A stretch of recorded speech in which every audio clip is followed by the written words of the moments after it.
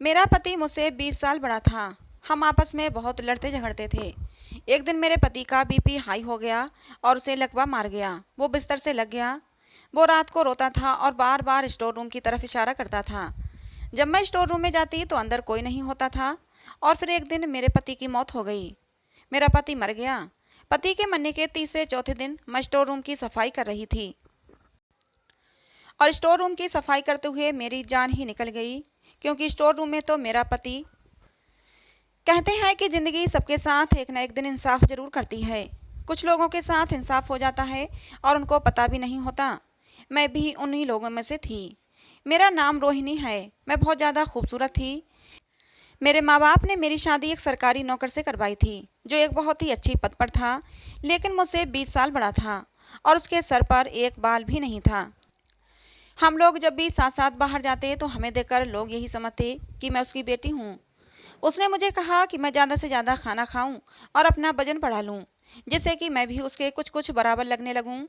मैंने मजाक में कह दिया कि आप अपना वजन कम कर लें, और अगले ही पल उसने मेरे मुंह पर एक थप्पड़ दे मारा। अभी हमारी शादी को 4 ही दिन हुए थे और उसने मुझ पर हाथ उठाया। उसने मुझे इतनी ज़ोर से थप्पड़ मारा कि मैं ज़मीन पर गिर गई थी।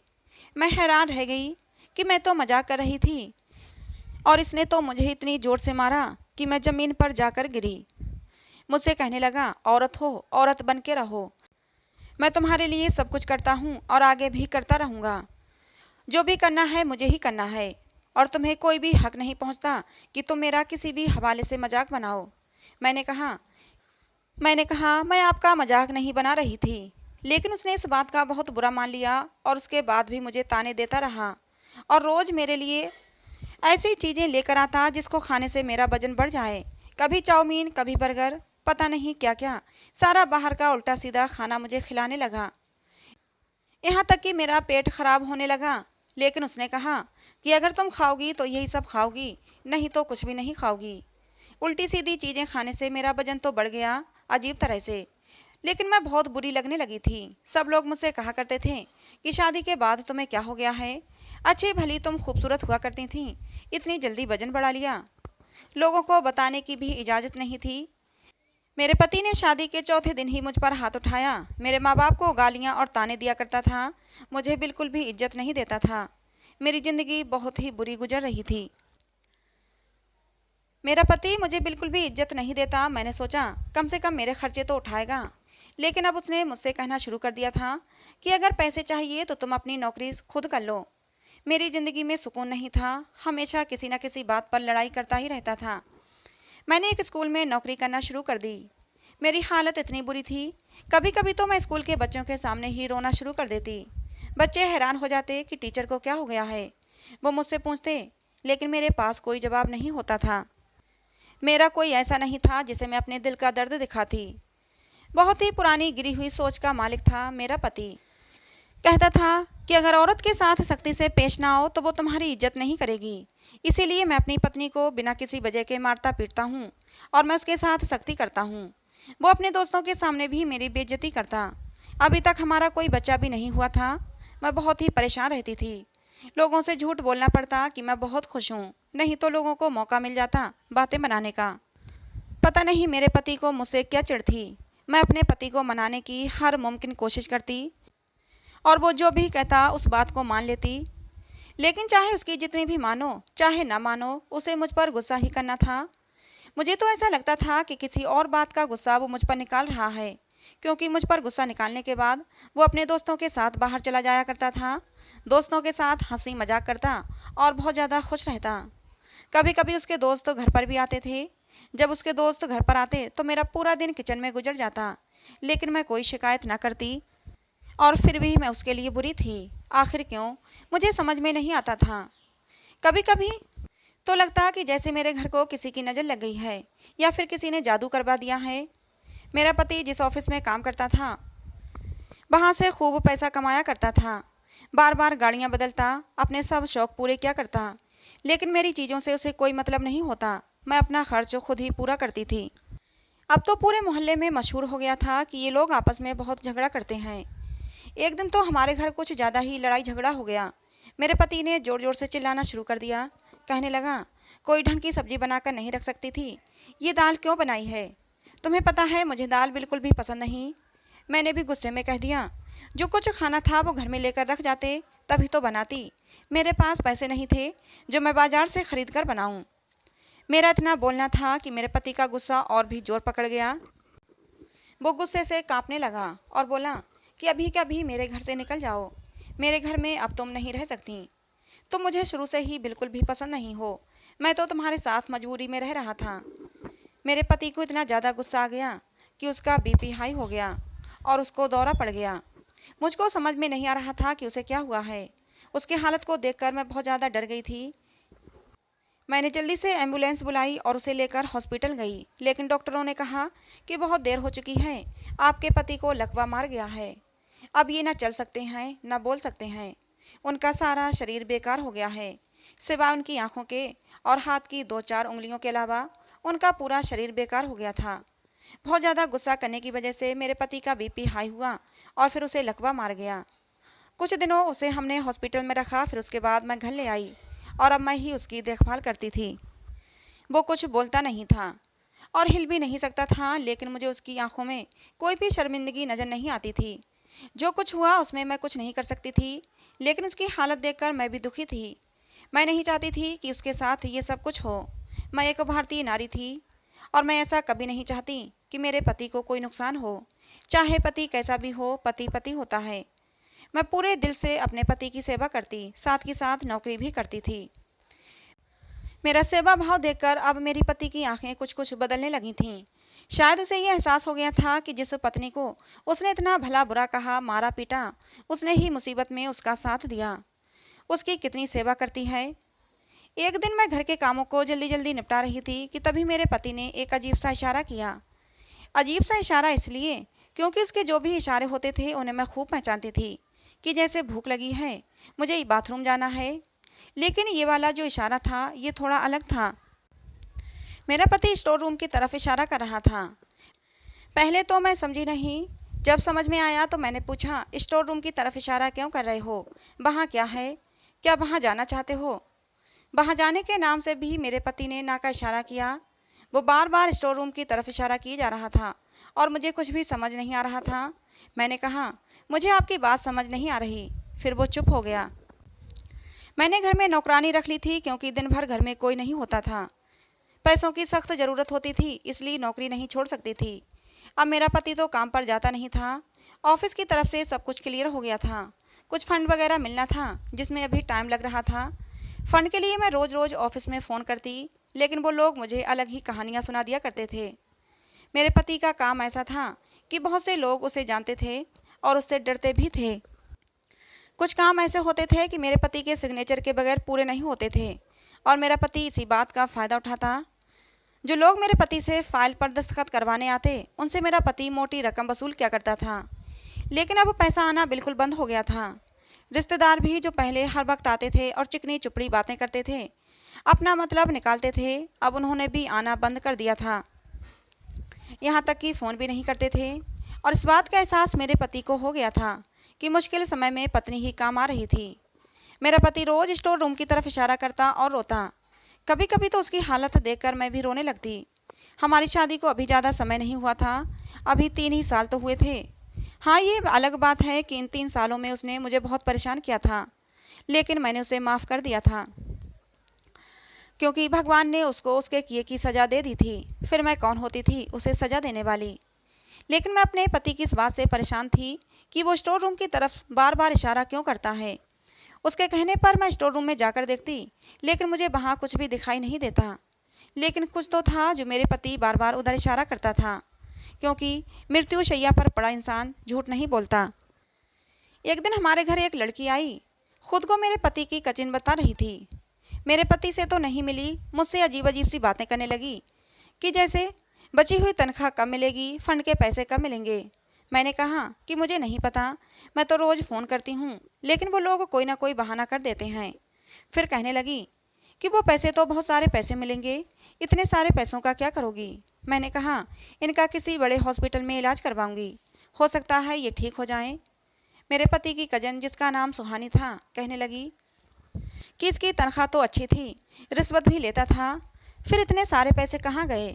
कहीं इसने दूसरी शादी तो नहीं कर रखी थी? मैंने कहा, मुझे नहीं पता, लेकिन मुझे तो वो पैसे नहीं दिया करते थे।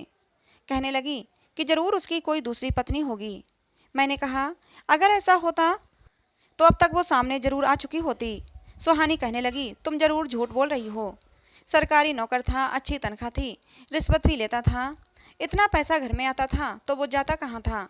ज़रूर तुमने छुपा कर रखे होंगे। सुहानी की बात सुनकर मुझे गुस्सा आ गया। मैंने कहा, मैं खुद नौकरी करती थी, तब कहीं जाकर मेरा खर्चा पूरा होता था। वो मुझे एक पैसा भी नहीं देते थे। अगर तुम्हें शक है तो तुम तलाशी ले लो, खुद ही ढूंढ लो उसके पैसों को और उसकी दूसरी पत्नी को। जब मिल जाए तो मुझे भी बता देना। इससे ज़्यादा मैं कुछ भी नहीं कर सकती। इतना सुनते ही वो गुस्से से उठ खड़ी हुई और कहने लगी, बहुत बदतमीज हो तुम। तुम्हारा पति भी बहुत बदतमीज था, तभी तो वो बिस्तर पर पड़ा हुआ है। ये कहते हुए वो गुस्से से पैर पटकती हुई चली गई। मुझे बहुत तो हैरत थी कि कैसे कैसे लोग हैं इस दुनिया में। मैंने सर झटक दिया, क्योंकि मेरे पास और भी बहुत से काम होते थे। सुहानी के बारे में मैंने अपने पति को भी बताया। वो मेरी सारी बातें सुन रहा था, समझ रहा था, लेकिन कुछ बोल नहीं सकता था। लेकिन उसकी आंखों में आंसू थे। उसकी आंखों को देखकर लगता जैसे वो मुझसे बहुत सारी बातें करना चाहता है। मैं पूरे दिलो जान से अपने पति की सेवा करने में लगी हुई थी। डॉक्टरों से भी चेक करा कर आती, लेकिन हर बार यही जवाब मिलता कि आप चाहें तो किसी दूसरे डॉक्टर को दिखा लें, लेकिन मुझे नहीं लगता कि आपके पति ठीक होंगे। डॉक्टर की बात सुनकर मेरी भी उम्मीद टूट रही थी। डॉक्टर हर महीने आते, चेक करते, लेकिन यही कहते कि कोई उम्मीद नहीं है। मेरा पति अब भी स्टोर रूम की तरफ इशारा करता और रोता रहता। हर वक्त तो परेशान रहता, खाना पीना भी बहुत ना के बराबर रह गया था। डॉक्टर का कहना था कि अगर आपके पति ऐसे ही परेशान होते रहेंगे तो दवा जल्दी असर नहीं करेगी। एक दिन जब मैं सोकर उठी तो मैंने अपने पति को जगाया, लेकिन वो आंखें नहीं खोल रहा था, लेकिन उसका पूरा शरीर ठंडा पड़ा था। मैंने जल्दी से डॉक्टर को फ़ोन किया। डॉक्टर आया तो डॉक्टर ने कहा कि ये रात को ही इस दुनिया से जा चुके हैं। मैं रोने लगी। डॉक्टर ने मुझे समझाया, इसमें रोने वाली बात नहीं, बल्कि खुश होने वाली बात है, क्योंकि आपके पति की जो हालत थी उसमें उनका मर जाना ही अच्छा था, क्योंकि आपके पति बहुत तकलीफ़ में थे। फिर मैंने भी खुद को संभाला कि हाँ, डॉक्टर ठीक कह रहा था। मेरे पति की तकलीफ़ कम हो गई थी उनके मर जाने के बाद। लेकिन जो भी हो, मुझे अपने पति के मरने का बहुत दुख था। वो जैसा भी था, कम से कम उसके साथ रहते हुए खुद को सुरक्षित महसूस करती थी। पति के रहते हुए ऐसा लगता था कि जैसे मेरा भी कोई अपना है, भले ही नाम का हो। क्योंकि मेरी शादी करने के बाद मेरे माँ बाप तो आगे पीछे ही भगवान को प्यारे हो गए थे। इस दुनिया में मैं अब बिल्कुल अकेली रह गई थी। पूरा दिन घर में अकेले पड़े पड़े घुटती रहती थी और उसी घुटन से बचने के लिए घर के कामकाज ढूंढ ढूंढ कर किया करती थी। नौकरानी मेरे साथ अब भी रहती थी। मैंने उसे नहीं निकाला था, कम से कम उसके साथ रहने से मेरा दिल लगा रहता था। मैं बाहर बहुत कम निकलती, बाहर का सौदा वगैरह ला दिया करती थी। एक दिन ऐसे ही घर के कामों में बिजी थी कि मेरे दरवाजे पर दस्तक हुई। नौकरानी ने जाकर दरवाज़ा खोला और कहा कि मुझसे कोई औरत मिलना चाहती है, उसके साथ एक बच्चा भी है। मैंने कहा, उस औरत को अंदर ले आओ। जब वो अंदर आई तो मैंने उसे पहचानने की कोशिश की कि हो सकता है मैंने उसे कहीं देखा हो, लेकिन वो औरत मेरी जान पहचान की बिल्कुल भी नहीं थी। फिर वो औरत जो बोली, उसने मेरे सिर पर आसमान गिरा दिया। कहने लगी, तुम्हारा पति मेरा भी पति था। तुम्हारी शादी के 2-3 महीने बाद उसने मुझसे शादी कर ली थी और अब मैं अपना हक लेने आई हूँ। मुझे बहुत ज़्यादा दुख हुआ। मेरे पति ने दूसरी शादी कर ली थी, तभी तो वो मुझसे प्यार नहीं करता था और ना ही मुझे इज्जत देता था। मेरा सारा गुस्सा उस औरत पर निकल पड़ा। गुस्से से बोली, तुम्हें शर्म नहीं आती? एक शादीशुदा मर्द को फांसते हुए तुम्हारी वजह से मेरी ज़िंदगी बर्बाद हुई। सिर्फ तुम्हारी वजह से मेरे पति ने मुझे मेरा हक नहीं दिया। दिन रात तड़पाया था उसने मुझे, एक एक पैसे को तंग कर दिया था, क्योंकि अपनी सारी कमाई तो वो तुम पर लुटा रहा था। जब वो बीमार हुआ था, जब वो बिस्तर पर पड़ा हुआ था, जब उसको तुम्हारी सेवा की ज़रूरत थी, तब उस वक्त तो ये हक कहाँ गया था? उस समय दिन रात एक करके सिर्फ और सिर्फ मैंने उसकी सेवा की थी। मेरी बात सुनकर वो औरत बोली, मैं कुछ नहीं जानती। मैंने शादी के लिए नहीं कहा था, बल्कि उसने ही मुझसे शादी की थी। और देखो, हमारे प्यार की निशानी ये बच्चा मेरे साथ है और अब मुझे मेरे बच्चे का हक चाहिए। सरकारी नौकर था, इतना पैसा कमाया है, बहुत पैसा होगा उसके पास, और उस दौलत में से मुझे मेरा हक चाहिए। और अब तो मरने के बाद उसकी पेंशन भी आती होगी। मुझे हर चीज़ में अपना हिस्सा चाहिए। मैंने गुस्से से कहा, मेरे पास कुछ भी नहीं है। जो भी कमाता था वो तुम पर और न जाने तुम जैसी कितनियों पर लुटाता था। मुझे एक पैसा भी नहीं देता था। मैं अपना खर्च खुद नौकरी करके उठाती थी। ये घर भी किराए का है। मेरी बात सुनकर उस औरत को विश्वास नहीं हो रहा था कि इतना पैसा कमाने वाला आदमी अपना खुद का घर भी छोड़कर नहीं गया था। उसने पूरे घर की तलाशी लेनी शुरू कर दी, लेकिन पूरे घर में उसे कुछ भी नहीं मिला। आखिर में वो मुझे धमकाकर चली गई कि मैं कोर्ट तक जाऊंगी, लेकिन अपना हिस्सा जरूर लूंगी। हे भगवान, अभी और न जाने कितने इम्तिहान बाकी हैं। मैं अपना सर पकड़कर बैठ गई। मैंने जल्दी से अपने पति के ऑफिस फ़ोन किया कि मैं जल्द से जल्द सारा पैसा अपने कब्जे में करना चाहती थी। उस औरत के तेवर देखकर तो लग रहा था कि वो मुझे एक पैसा भी नहीं देने वाली, लेकिन ऑफिस में फ़ोन कर करके और इधर उधर के चक्कर लगा लगा कर मैं तंग आ गई थी। लेकिन वो लोग पैसा देने का नाम नहीं ले रहे थे। अब तो मेरी नौकरी भी छूट गई थी। घर में पैसे की बहुत दिक्कत थी। धीरे धीरे हालात इतने ख़राब हो गए कि मुझे एक वक्त की रोटी भी नहीं मिलती थी और कभी कभी तो मुझे भूखे ही सोना पड़ता। मैंने अपनी नौकरानी को भी निकाल दिया था। कहा था कि मैं तुझे तनख्वाह नहीं दे सकती, तू कहीं और काम देख ले। भूखे रहने की वजह से मेरी सेहत ख़राब होती जा रही थी। बीमार हो जाती तो दवा भी नसीब न होती। ऐसे ही पड़े पड़े खुद ही ठीक हो जाया करती थी। लेकिन मेरी सेहत बहुत ज़्यादा ख़राब हो चुकी थी। पूरा शरीर हड्डियों का ढांचा हो गया था। इस हालत में दूसरी नौकरी भी नहीं ढूंढ सकती थी। मेरी नौकरानी बहुत अच्छी थी। कभी कभी मेरे हालचाल लेने के लिए आ जाया करती और कुछ खाने पीने को भी दे दिया करती थी। एक दिन मकान मालिक आया। कहने लगा, घर का किराया दो, नहीं तो घर खाली कर दो। मैं बहुत गिड़गिड़ाई कि मैं कहाँ जाऊँगी। लेकिन मेरा मकान मालिक बहुत ही पत्थर दिल आदमी था। मेरे रोने का उस पर कुछ भी असर नहीं हुआ। धमकी देता हुआ जाने लगा कि घर खाली करो, नहीं तो कल आकर सारा सामान निकाल कर बाहर फेंक दूंगा। तभी कुछ सोचकर वो मेरे पास आया। कहने लगा, अगर तुम चाहो तो इस घर में रह सकती हो, वो भी बिना किराया दिए। मैं खुश हो गई कि चलो शायद मेरे मकान मालिक का पत्थर दिल पसीज गया। लेकिन उसका दिल पसीजा नहीं था, बल्कि उसके दिल में हवस भर गई थी। वो मेरे पास आया, मेरे कंधे पर हाथ रखकर हल्के से दबाते हुए बोला, तुम मेरी बात का मतलब समझ रही हो ना? अगर तुम चाहो तो यहाँ बिना किराया दिए रह सकती हो, बस मेरी सारी बातें तुम्हें मानना पड़ेंगी। मेरी आंखों में आंसू आ गए। वो मुझे सोचने का टाइम देकर चला गया। अपने मरे हुए पति से शिकायत कर बैठी कि कम से कम अपना घर तो कर जाते, कम से कम अपनी इज्जत बचाकर तो घर में पड़ी रहती। लेकिन मैंने सोच लिया था कि चाहे कुछ भी हो जाए, मैं अपनी इज्जत दांव पर नहीं लगाऊंगी। मैंने उसी दिन घर का सारा सामान बेच दिया। सोचा था जो कुछ पैसा मिलेगा उसे घर का किराया चुका दूंगी और यहाँ से चली जाऊंगी। भले ही किसी के घर झाड़ू पोछे का काम करना पड़े, वो करके अपना पेट पाल लूँगी। घर का सारा बड़ा बड़ा सामान बेच दिया। छोटा मोटा सामान बच गया था, उसी को सेट करने में लगी हुई थी।